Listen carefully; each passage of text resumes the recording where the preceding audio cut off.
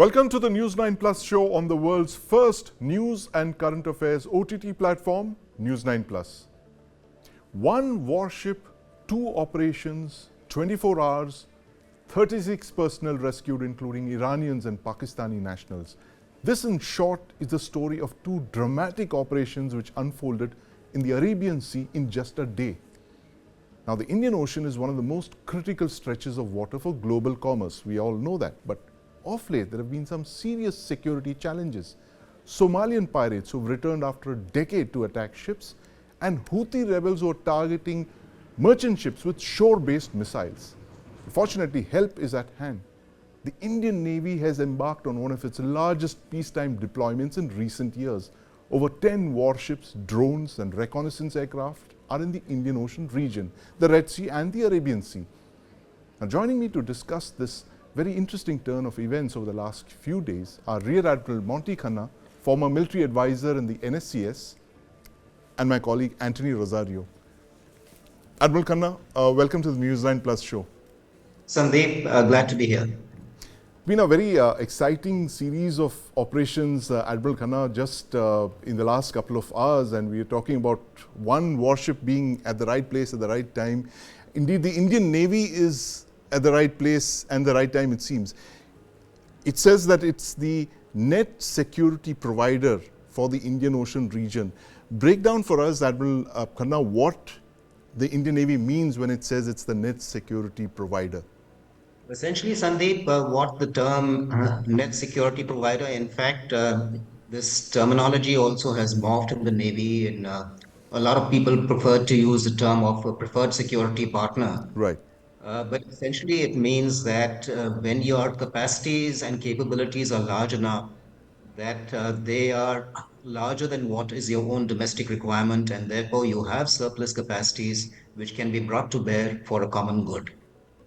So that is, so you're contributing, and therefore you're contributing to security in its larger context, more than your own personal requirement, your own national requirements are. And therefore, it becomes you're a net security provider and providing a global good to all users of the open seas. Right. And we're joined by Captain Suresh Babu, a former Marine commando. Now, Captain Babu, welcome to the News9 Plus Show. It's a pleasure being online with you. Yes. The Marine Commandos have been in the thick of operations in the last couple of hours. As Admiral Khanna just told us, that the Indian Navy is the net security provider, of indeed the preferred security partner when it comes to the Indian Ocean.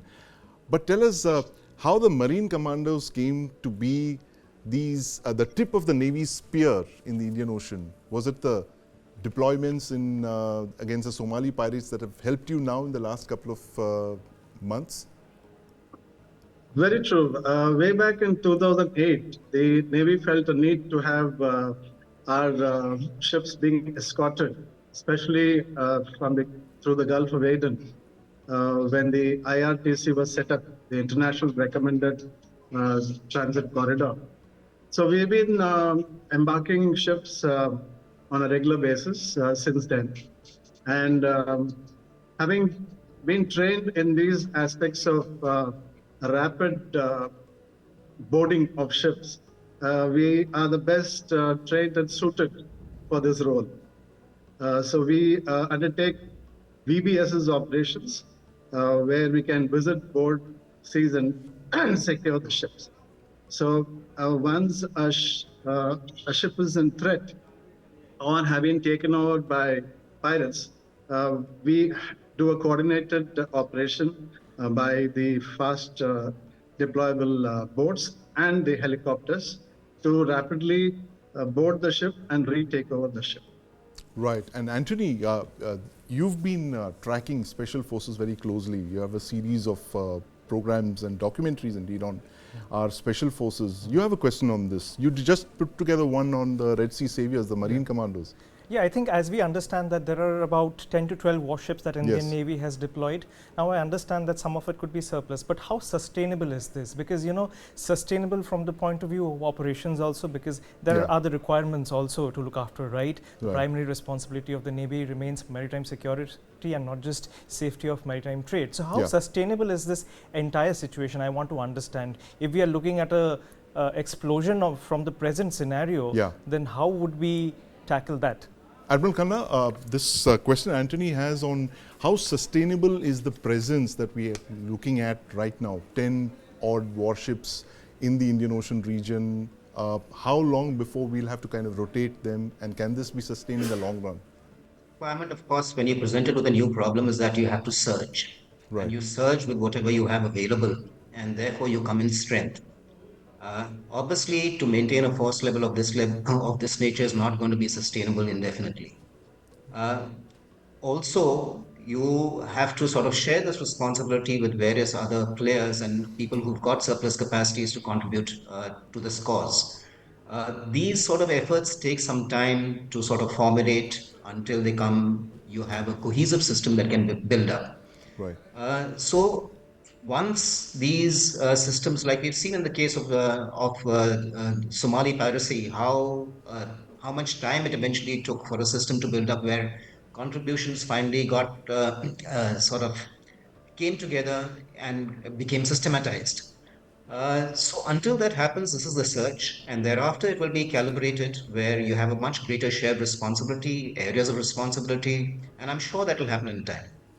right. Admiral Khanna, you know, the other aspect is that there are three conflicts on right now in the world. You have the Russia-Ukraine conflict, Israel and Hamas in Gaza, and then you have, of course, what we are seeing in the Red Sea with the Houthi rebels. Now, all three conflicts have a very distinct maritime edge.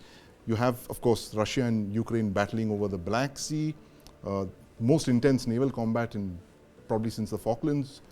You have the Houthis that are targeting merchant shipping. What would be the learnings for the Indian Navy, you know, given the fact that we are soon to be the world's third largest economy? What lessons as a maritime strategist would you draw from these three conflicts? This problem actually is quite, unique, I would say. We've seen piracy in the past, but Yeah. piracy at that time was more, commerce, extractive in nature. Yes. It was where, you board a ship with a skiff and thereafter you demand a ransom. Yep. Here, the aim is essentially disruption of trade. Right. Uh, so in this sort of a case, your weapon of choice is something very different. In the case of piracy, the weapon of choice was a small arm weapon which was a few young people on skiffs would come and attempt to board an aircraft, Yes. aboard a ship. Here you have, a wide variety of, be it cruise missiles or loitering munitions or, Yeah. anti-ship ballistic missiles. It's a whole new ball game for which you require a much more, I would say, robust means of combating. And while combating, you are also vulnerable yourself, so you have to defend yourself also. Yes. So it's absolutely, I would say, very, very different from what we've seen piracy in its earlier manifestations. And I agree with you with so many demands right now, with three different maritime conflicts raging. There has to be each nation is of course some are involved more in other places. Yes. We fortunately are not involved in too many other places, and therefore this initial surge by us is a responsible thing to do because we've got the surplus capacities right now. Right. But certainly we will have to calibrate this effort moving ahead. Right, absolutely. So the fact that we have to calibrate this because, and the fact that we are not at war, fortunately, and we have that spare capacity to spare, as Admiral Khanna mentioned, but that could be problematic. It's not sustainable in the long run. But Captain Babu, the fact that you now have Navy SEALs operating and very close you have the Marine Commandos operating. Now, you share a common history there. The first Marine Commandos were trained by the Navy SEALs. What are the learnings generally from these deployments? As Admiral Khanna mentioned, very unusual kind of, security scenarios that are playing out right now. They're not like your traditional, pirates on skiffs. How would the Marine Commandos be prepared for this kind of a scenario in the light of what's been going on in the last few weeks in the Red Sea? See, over a period of time, we have also evolved from, carrying just small arms and, boarding a ship. Right. We have now rapid deployment capability. Yes. We have air-droppable ribs. Right. We have our boys trained in combat free fall. We can mobilize within hours, even as an out-of-area contingency from our homeland. Yes. We don't have to be embarked on a ship to counter this kind of a threat. So a lot of joint training, a lot of joint exercises and operations with reputed navies around the world has brought us to this well-prepared state. So from being, as Admiral Khanna pointed out, from a piracy, traditional piracy at sea, now that it evolved to a much larger scenario, we are looking at out-of-area contingency deployment Right. from shore to wherever the scene of threat is. Right. So I'm curious, Captain Babu, would you be able to? I know the Marine Commandos are very small, very elite, and very secretive force. Would the kind of contingencies that are being looked at right now demand a greater number of Marine Commandos, maybe an expansion of the force? You think, given the way that things are playing out on the sea? We have, in a graduated manner, expanded our strength from what it was just concentrated on the western seaboard. We expanded and went to the eastern seaboard, and now we have a detachment in the Andaman Islands. And slowly our numbers are increasing, and we are working towards jointmanship where we have a Armed Forces Special Ops Division, Right. with all the assets together so that we can effectively operate together and see more successes. Right, absolutely, and that's going to be a story that we'll be tracking very closely. And thank you very much, Admiral Khanna, for your comments, and thank you, Captain Babu, for your insights on the Marine Commandos. And Anthony, of course, you can watch the story that Anthony put together, this very interesting documentary on the Indian Marine Commando Force, the Red Sea Saviors, only on the News9 Plus app. Do download and watch. 90% by volume of trade and almost 75% by cost moves through the seas. Whether it is exports or imports, it is happening through these lanes only, and this is the cheapest form of communication. First you had the Russia-Ukraine war, and then you had the Israel-Hamas war. Now these conflicts threaten to disrupt the global chain of maritime trade and commerce. So Houthis have started, that's not really piracy, they have started attacking. Disrupting the traffic, they are hitting it, they are firing missiles, they are firing drones. Because of these attacks, the pirates have become more active. These are the very choppy waters that the Indian Navy's Marine Commandos have been navigating for decades.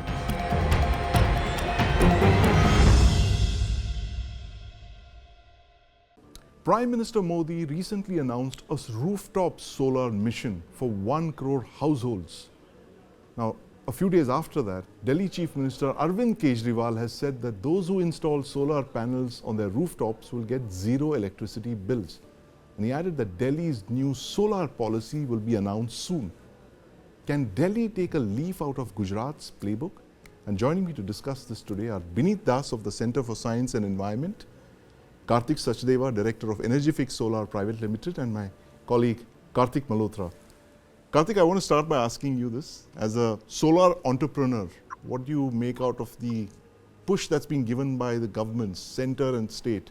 So it looks quite encouraging. Both the center as well as state, they are both giving the policies which are user-friendly, EPC friendly, and overall it will increase the capacity of the solar in India. So the government has accelerated the speed of solar installation, and we are looking forward to join hands with the government and with all the stakeholders to implement the policies on the ground.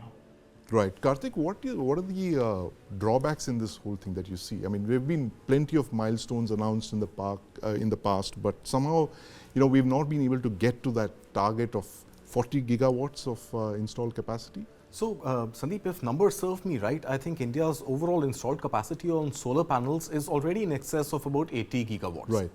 We had this mission of achieving 125 gigawatts, which was then extended to 200 gigawatts of renewable energy, clean energy of all kinds. And right now we stand at a target of 500 gigawatts installed capacity across all renewable formats by 2030. So I think, these were great ideas to begin with. There was a lot of disbelief that can India actually get rid of its dependence on coal, on fossil fuels. But I think there has been some momentum that we have seen pick up in the last 5 years or so. I think with any new technology, it goes through these multiple phases. The first phase is of resistance, and if you see initial resistance, you've got to tweak policies and you've got to make the costing and the availability reach a point where mass adoption happens. Now that is where most good ideas actually fall in the chasm. If it reaches that critical mass of being accepted and being adopted, then the next challenge is to really scale it up. So I think the challenges, since you asked me that pointed question, would be on availability and the pricing of solar panels. There has to be some more incentive given to this whole technology of solar voltaic cells and their production, their manufacturing, and their availability at affordable prices in India. Then the entire ecosystem. I think you've got to make people believe and make people understand that putting these beautiful looking blue colored panels on their rooftops is something which is actually helping them save on their own electricity bill. And in fact, there are states which have also implemented the scheme that you are able to pass on the excess solar energy that you're producing, which you're not consuming, back to the grid. And if you're able to give it back to the grid, there are further cash incentives that you get. So I think this message has to be drilled down. Cost has to be taken into account. And then, of course, the availability of the panels themselves and the ease of installing them, the original cost which you will intake to buy those solar panels and get them installed, part of that has to be taken care of by the government so that you get that critical mass, and once that critical mass is there, it's going to spread like wildfire. Absolutely. And I think what you mentioned, Karthik, the government is putting its money where its mouth is, and money being the operative word. Net zero bills, that sounds really great. And net zero by 2070, I mean, these are lofty ambitions, especially for a developing country. But let's not forget, we are beginning to believe and we are beginning to walk that path where we will no longer be a developing economy in 2070. In fact, if things go fine by 2047, India should be a developed economy. Absolutely. And beneath, as Karthik mentioned, India is going to be a developed economy. Of course, that target is 2047. Renewable energy and solar power is going to be one critical aspect of that. What's actually holding us back in the last couple of years? Why do we have government intervention over the last couple of years, pushing scheme after scheme, but somehow our targets are not met? What's really holding it back? See, India's solar rooftop installed capacity right now has reached 11 gigawatt, which is just 28% of the announced target. But if we look at the ground-mounted solar PV, large solar PV, the target has been nearly achieved, which is 57 gigawatt against 60 gigawatt. So these two targets share the same timeline, which obviously raises the fundamental questions as to what is wrong. What did the policy misses in understanding the sector? Can it be argued with the policies were not aligned with the implementation's goal? Or does the market couldn't see merit and potential of rooftop solar PV? So there are certain technical and other challenges causing the sector to hold this back. There can be a financial challenge, regarding the finance. There can be a challenge of that.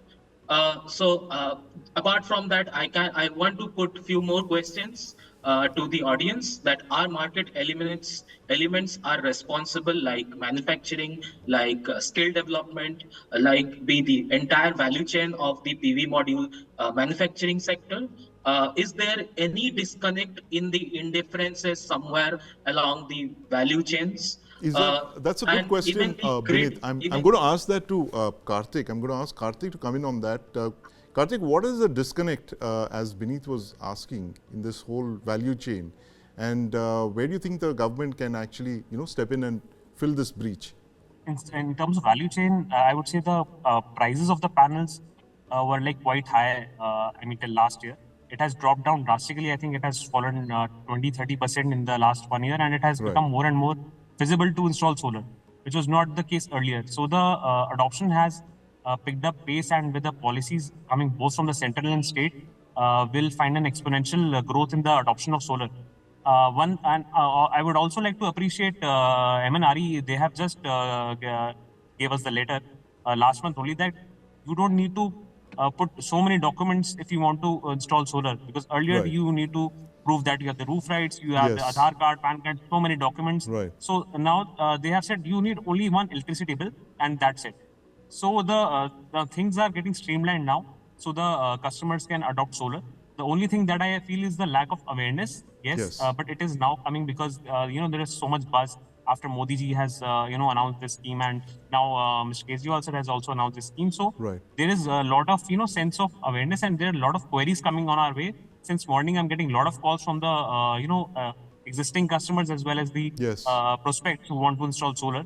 So this is quite encouraging for us. I mean, about the numbers, I would say in 2014, Mr. Modi has increased the capacity of solar from 20,000 megawatts to 1 lakh megawatt. This was the target which had been raised 5 times in 2014, which was earlier 20 gigawatts only. So I would say there's ambitious target, no doubt, and the policies is also lining up now slowly. It is lining up, and I can only see the positives on the ground, which is happening. So positive, lots of positive developments there, Karthik. And you see some kind of competitive federalism here at play, with the center announcing a policy, and a few days later the state comes out with another policy to say that we are also going to give. I think this competitive federalism and cooperative federalism both go hand in hand in this case, because there is a policy being announced by the center, and then states are wanting to latch up to it. But Sandeep, I think you're asking about what is holding India back, and why is it that we don't have enough awareness, and why cost is, of course, one element. I think, what the government of India has done, the center specifically, you go to any government office, you will see there are far more number of electric vehicles today than there were in the past. So I think anytime you're replacing an end-of-life vehicle in government service, it is being replaced by an electric vehicle. So I think this initiative will gather a lot of mass, a lot of momentum, only if you start fixing these solar panels, let's say on all bungalows of MPs. Begin with that. You start fixing these on every school, any government-run school, government-run hospital across the country, where the state and the center will have to partner. Once you see that your school, in all remote parts of the country as well as urban areas, do not face power cuts, have got self-sustained, electricity, give some sort of a fee incentive on the amount of saving that you're doing. If the government starts to lead by example, I mean, 7 RCR, Lok Kalyan Marg, the roof of the Prime Minister's residence should be solar panel enabled, right? I think if you lead by example, and 1 crore houses to my mind is a very small target again. You really need to go after, you need to look at it in a B2B scenario. Go after the builders. Don't give any new builder clearance to build a high-rise building if the rooftop is not solar enabled. So I think the policy architecture will have to work in a way that you make it conducive for every developer, every builder. Give him some incentives, give the company some SOPs in terms of faster processing, lesser registration, some incentive on registration cost, etc.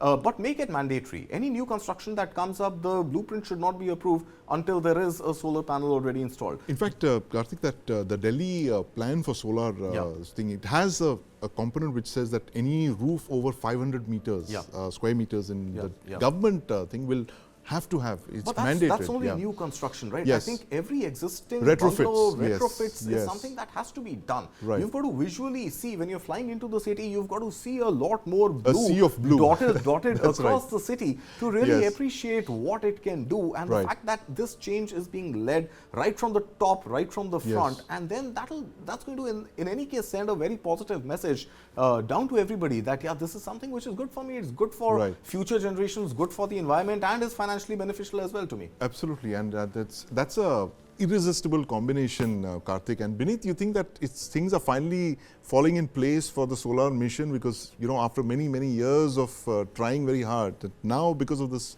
push from the top, from the center, from the state, and these incentives that are being given out, this is actually it's a sunrise industry finally. Absolutely. So before answering your questions, let me give an analytics picture over to our audience.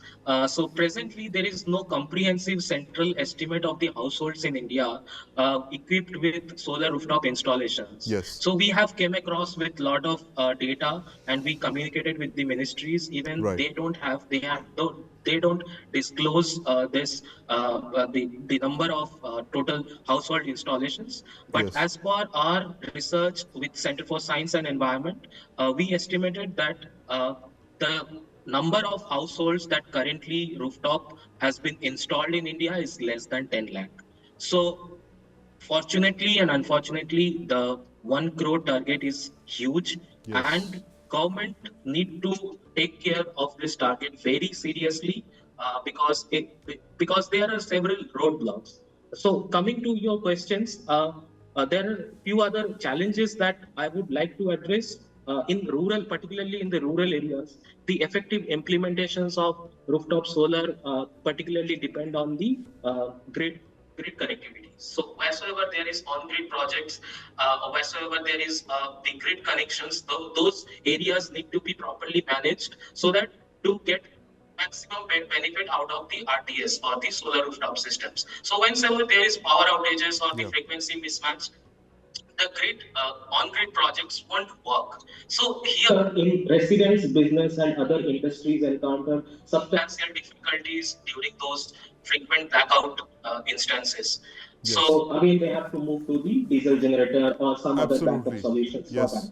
Right. So while there's a solar surge on, as Beneath and Karthik have just told us, there's a long way ahead. We are still, we haven't realized our complete solar potential. But thank you very much for your insights, Beneath and Karthik. Thank you. You can watch our story, Solar Surge, only on the News9 Plus app. Let's watch an excerpt from that story that we've put together comparing Gujarat and Delhi.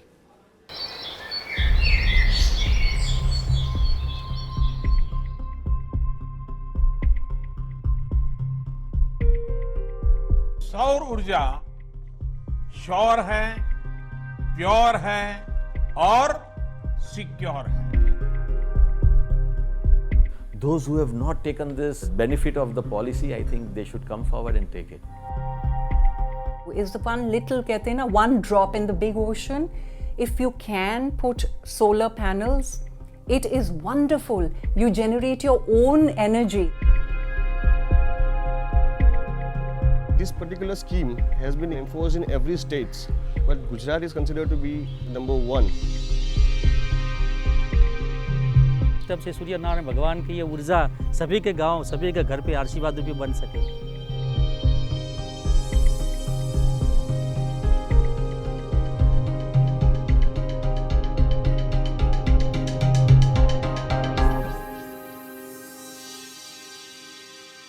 The Indian economy is just looking like a wow. Industrialist Kumar Mangalam Birla just said that. India is the world's fastest growing major economy and soon to be the world's third largest economy by 2027. It's been growing at over 7% for 3 years in a row now. And joining me to discuss this miracle of the Indian economy in the global headwinds that we are seeing are Sunil Kumar Sinha and my colleague Karthik Malhotra.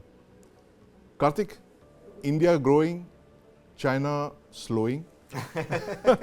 How does this competition play out in the next couple of months? China would not admit that China is slowing. China is still saying that it has grown at 5.2%, which is remarkable only if those numbers are to be believed, which unfortunately you've always got to take with a bucket of salt, not a pinch of salt. Karthik, there is grand and there is evergrande. Exactly.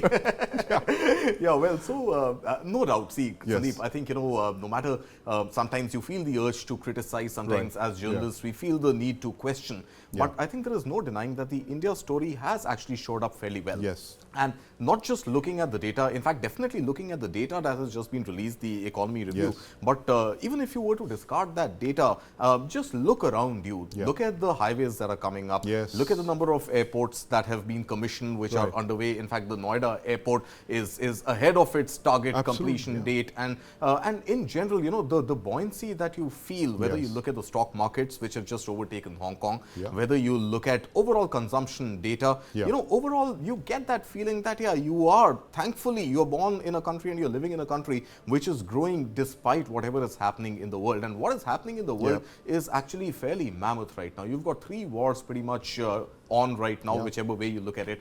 You've got obviously a supply chain crisis, which we have been able to navigate fairly successfully. And at the same time, the consumption story in India is finally adding up. Yes. So what was a great takeaway for me, I think, in addition to the $7 trillion, and these numbers have made headlines in the past, what really stood out for me was the fact that consumption is actually contributing 60% to India's GDP. Yes. And that number was in the range of about 57-58%, give or take about 55% average. 60% of India's growth is actually happening by the domestic consumption sector. Right. And the next big story, of course, is the government supply side reforms, which has largely started during COVID, which continues to fire on all cylinders. Capex. Right. Sunil, the government's going to present its interim budget in a couple of hours from now, in fact. How do you think this India shining is not the word to say, but India growing, India booming, how does that put the government when it comes to the elections? I mean, how is it going into the election? This economy, it's always been critical to the elections. How is it going to play out in the Lok Sabha elections 2024? Well, so far as the growth numbers are concerned, they certainly look very encouraging because, as per NSO's estimate, the fiscal year 24, Indian economy is expected to grow at 7.3%, and this growth coming on top of 7.2% in the last fiscal is certainly an encouraging number, because many of us didn't believe initially that such a momentum is going to get in place as we enter the fiscal year 24. Right. But as the fiscal year 24 progressed, things turned out to be much better than expected. So that is certainly the positive side. And there are many things which have been kind of contributing to the growth process. The first and foremost, of course, is the government capex, which is at an very high level. 10 lakh crores was the budgeted number, and doubled in the last 3 or 4 years. Our estimate shows that there will be a little bit of slippages, but even then it will be something like 9 or probably 9.5 lakh crores of rupees in the current fiscal.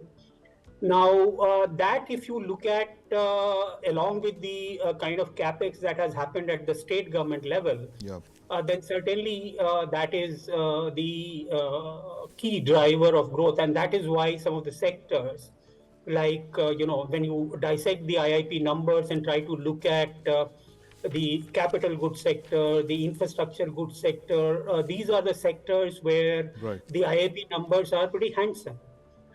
So, I mean, if one were to look at the economy from a positive angle, these are many positives, apart from the fact that, the focus on digital public infrastructure has been able to smoothen the delivery process, whether it is government scheme or otherwise, whether it is GST. So all of these are contributing to the overall growth story of India. Absolutely. And but that doesn't mean that everything is hunky-dory about India's growth. I was going to ask Karthik that, yes.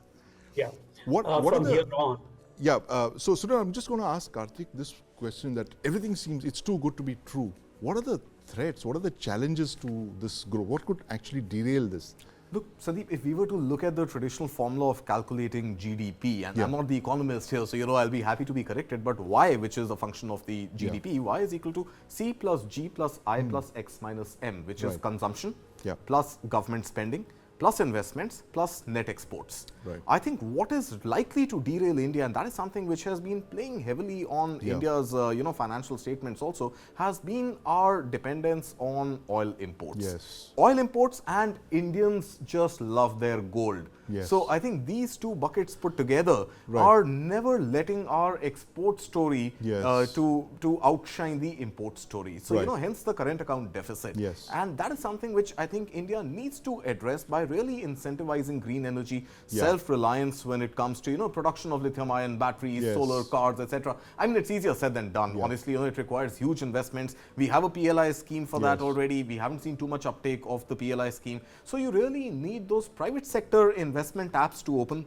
Right. That coupled with a good policy ecosystem and enabling sort of environment to get those investments to really reap the dividends of what we really desire them to deliver for us, right? So, of course, there is going to be this continued dependence on oil imports, but I think at some level government should really look at gold imports. I mean, you know, these are non-essentials. So, should you really look at an increase in custom duties? I know most people are going to hate me for saying it. Even the gems and jewelry sector is not going to like it. But the point is, you know, you've really got to get your current account deficit in check at some level. And the second story is the fiscal deficit. So when I give you the formula of Y is equal to C plus G plus I plus X minus M, the government spending, the G, is basically, you know, the sops that you're giving out. You know, getting people out of poverty, giving 80 crore Indians free rations, the doles, you know, all of those are something that weigh in on the fiscal deficit in the country. So while the government is trying to mop up taxes, we've seen good numbers on income tax collections, we've seen good numbers on GST collection,